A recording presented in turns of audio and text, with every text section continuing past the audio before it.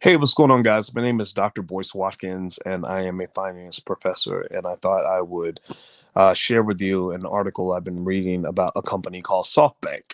SoftBank got my attention. It's run by Mayoshi Son out of Japan. And the company raised about $120 billion that they use to kind of go through the world and make all these ridiculously insane acquisitions and pressure companies into taking their money. So I thought I would read an article from the Wall Street Journal, or a little bit of it, to you guys about SoftBank and kind of talk about the company. So I'm going to flip to another screen here so I can pull this up, and I'm going to look at SoftBank actually. And when I look at the company, I will say that based on the analyst research, a lot of analysts believe that this company is a good buy. The company hasn't made a lot of money lately. I think as of this date, the company's stock is down about 8%, and a lot of it is because they found out that Mayoshi Son, who runs SoftBank, he owns one third of their options trading division, which is a very bad conflict of interest. But they're apparently allowed to do what they want to do. They have 81,000 employees with this company, so it's a pretty massive, massive company. And I'm looking at also some of the analytics on the company in terms of the options market on this company. Well, actually, you know what? They don't have calls and puts, but I don't know. It's a high volatility stock, that's for sure. And so I'm going to read some of this to you. Give me a yes or no if you're able to hear me. Okay, if I'm coming through all right. So here's what the Wall Street Journal has to say about SoftBank.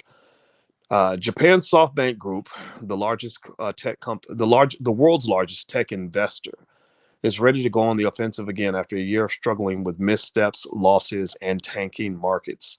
The conglomerate logged a profit of more than $6 billion in July to September in that quarter, driven by rising prices and valuations for some of its portfolio companies. The strong performance continues a remarkable comeback for the Japanese conglomerate, best known for its $100 billion Vision Fund, as well as its mercurial chief executive, Masayoshi Son. I said Masayoshi.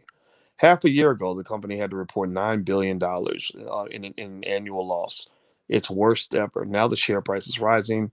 It was up another 5.4% on Monday. Investment returns are up. The company's sitting on a huge cash pile. Quote, we can go on the attack at the same time as we keep strengthening our defenses, Mr. San said at a news conference in Tokyo, the first in 6 months where he spoke to reporters in person. There was one sour note. The company said its high profile foray into public market investing, which has given it a portfolio of tech stocks such as Amazon that are worth nearly 17 billion, had a stumble in the quarter by losing nearly 3 billion on derivatives transactions. SoftBank has faced pressure for change from investors, including activist Elliott Management Corp, which bought a big stake in Mr. Son's company this year. Now, one of the interesting things about this company is that they seem to engage in a lot of risky trading on the options market. I don't know if you guys invest in options or not, but it is a funny racket. You know, it's one of those things where if you're not careful, you can lose money. But it's very tempting because options allow you a lot of leverage, which can give you an opportunity to make a lot of money really fast. But you can also lose a lot of your investment really fast. And what's really fascinating to me about SoftBank, which is why I don't like them as much as a lot of people do, is they make big bets on companies that are questionable from the beginning. Like one of their biggest bets was with WeWork, and WeWork, was pretty much garbage. It was a company that had a very bad business model, and it's still out there, and they do good things for the world. But as an investment, it was a terrible move.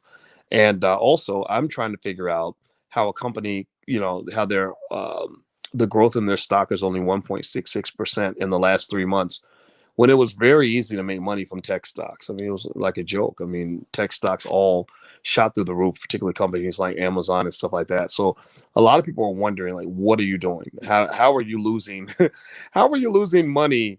In a time where everybody else is making money. I know that a lot of our students, in our options class and things like that, we're making a ton of money. And I think the idea is that they kind of have this weird unconventional investing style that isn't really working as well as some people hope. And they're investing in public companies. They're also doing derivatives trading as opposed to doing like these private equity transactions that can actually generate a lot more wealth for the company. So, in response to the investors' concerns, Mr. Son removed his three deputies from the SoftBank board, saying he wanted to increase the proportion of independent directors to provide more checks on his power. So, he has a lot of power, and a lot of people, companies where one guy kind of controls everything just don't tend to be as efficiently run. Kind of like the Dallas Cowboys. You know, the Dallas Cowboys, they've kind of sucked for the last 25 years because the owner of the Dallas Cowboys, Jerry Jones, wants to have his hand in everything. And as a result, the team is garbage. They spend a ton of money, but they can't win anything. You know, so companies like that, where the CEO kind of has too much power, you got to watch out for that because that means they're not getting good checks and balances.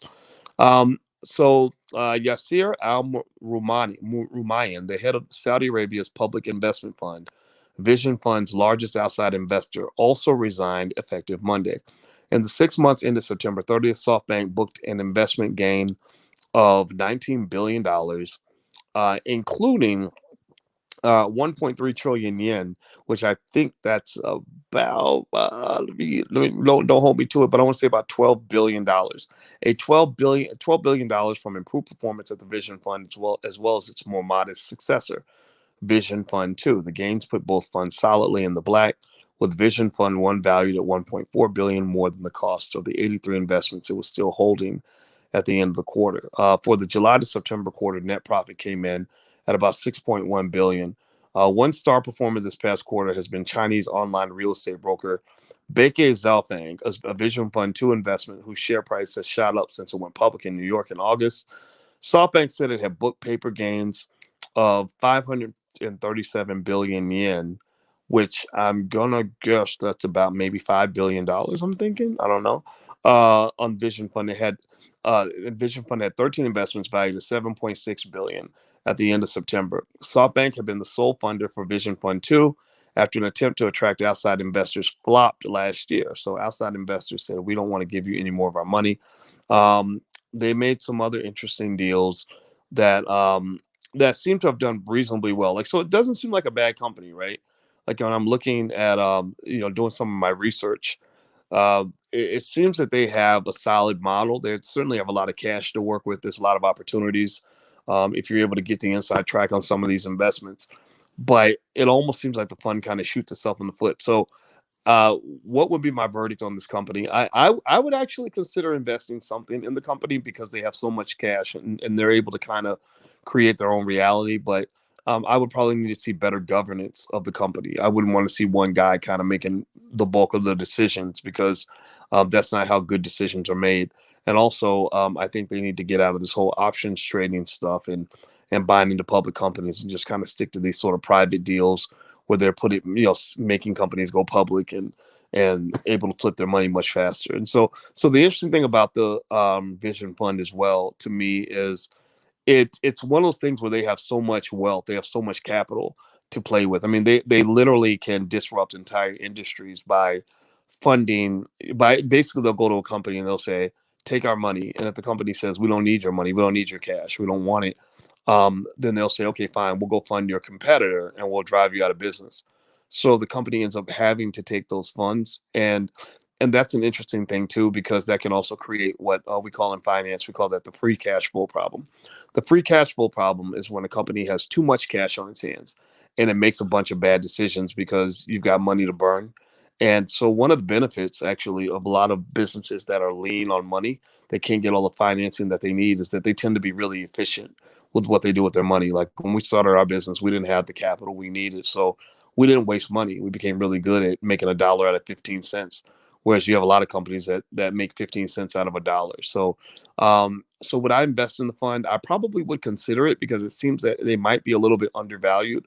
I know that the stock got hit pretty hard because the investors were upset that Mr. San had so much power over the decision making process. So I wouldn't be surprised. I think right now the stock's trading about 30.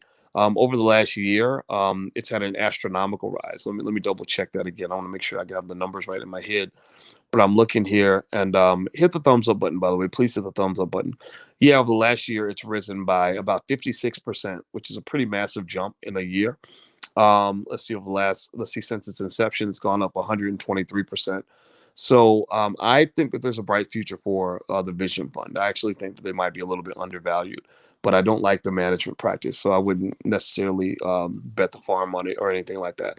So anyway, I'm gonna go, guys. I was reading this article, so I thought I would talk to you guys about it.